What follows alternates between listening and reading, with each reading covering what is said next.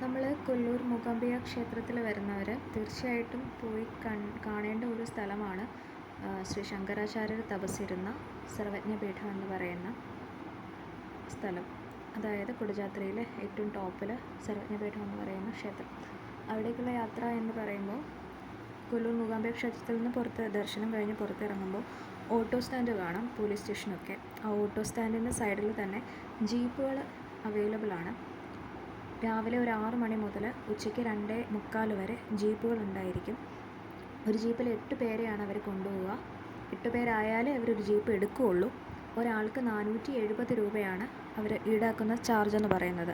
അതിൽ 70 രൂപ എന്ന് പറയുന്നത് നമ്മൾ പോകുന്ന വഴിക്കൊരു ഫോറസ്റ്റ് ചെക്ക് പോസ്റ്റ് ഉണ്ട്. ആ ചെക്ക് പോസ്റ്റിൽ കൊടുക്കേണ്ട ചാർജാണ് ഈ 70 രൂപ എന്ന് പറയുന്നത്. ബാക്കി 400 രൂപ ജീപ്പ് ഓടിക്കുന്ന ആൾക്ക് കൊടുക്കേണ്ടതാണ്. കോവിഡിന് മുൻപ് വരെ ഈ ചാർജ് എന്ന് പറയുന്നത് 350 രൂപ അതിൽ താഴെയൊക്കെ ഉണ്ടായിരുന്നുള്ളൂ സത്യത്തിൽ എന്നാണ് പറയുന്നത്.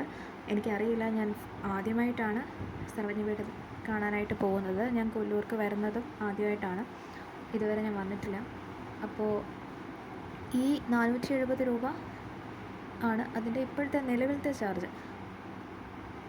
അത് നമ്മൾ കൊല്ലൂരിന് ഉള്ള ദൂരം എന്ന് പറഞ്ഞാൽ ഒരു 1.25 മണിക്കൂർ.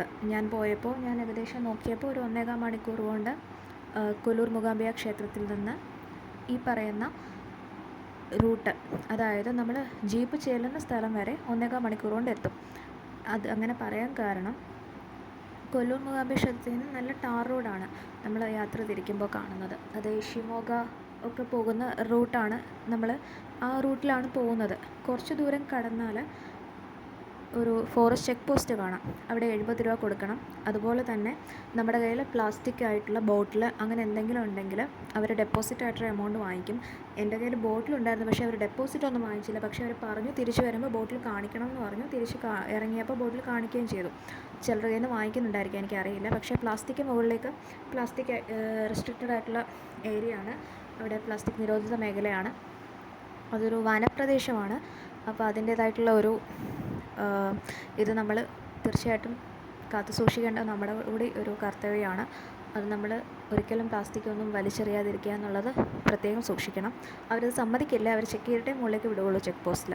അപ്പോൾ ചെക്ക് പോസ്റ്റ് കഴിഞ്ഞാൽ ടോട്ടൽ എന്ന് പറയുക ചെക്ക് പോസ്റ്റ് കഴിഞ്ഞ് ഒരു 10 കിലോമീറ്റർ ഓഫ് റോഡാണ്. ഓഫ് റോഡ് കഴിഞ്ഞ് മുകളിൽ ചെല്ലുമ്പോൾ ജീപ്പൊക്കെ പാർക്ക് ചെയ്യുന്ന ഒരു സ്ഥലമുണ്ട്. അവിടെ 1-2 ക്ഷേത്രങ്ങളുണ്ട്. പ്രധാനമായിട്ടും ഒരു ക്ഷേത്രം എന്ന് പറയുന്നത് ശ്രീ മൂകാംബിക ദേവിയുടെ മൂലസ്ഥാനം എന്നറിയപ്പെടുന്ന ഒരു ക്ഷേത്രമാണ് അവിടെയുള്ളത്. അവിടെയാണ് ജീപ്പ് പാർക്ക് ചെയ്യുന്നത്. അവിടുന്ന് മുകളിലേക്ക് നമുക്ക് നടന്ന് കയറാനായിട്ടാണ് പിന്നെ ബാക്കിയുള്ള സർവജ്ഞപീഠം വരെയുള്ള യാത്ര എന്ന് പറയുന്നത്. 1.5 കിലോമീറ്ററോളം ഉണ്ട് മുകളിലേക്ക് വൺ സൈഡ് നടന്ന് കയറാൻ, തിരിച്ചതുപോലെ താഴേക്കും. ജീപ്പ് പാർക്ക് ചെയ്യുന്നിടത്ത് ടോയ്ലറ്റ് ഫെസിലിറ്റി ഉണ്ട്. ഈ പോകുന്ന റോഡ്, അതായത് ഓഫ് റോഡ് തുടങ്ങുന്നതിന് മുൻപായിട്ടുള്ള ഈ ടാർ റോഡ് എന്ന് പറയുന്ന ഷിമോഗയിലേക്ക് പോകുന്ന വഴി എന്ന് പറയുന്നിടത്ത് 2 ചായക്കട, അത്യാവശ്യം സ്നാക്സൊക്കെ കിട്ടുന്ന സ്ഥലങ്ങളൊക്കെ ഞാൻ കണ്ടിരുന്നു. അതല്ലാതെ മറ്റു കടകളൊന്നും ആ റൂട്ടിലില്ല. നമ്മൾ മുകളിൽ ചെന്നാൽ ജീപ്പ് പാർക്ക് ചെയ്യുക, പിന്നെ മുകളിലേക്ക് നടക്കുക എന്നുള്ളതാണ്. മുകളിലേക്ക് നടക്കുക എന്നുള്ളത് ഈ കാണുന്ന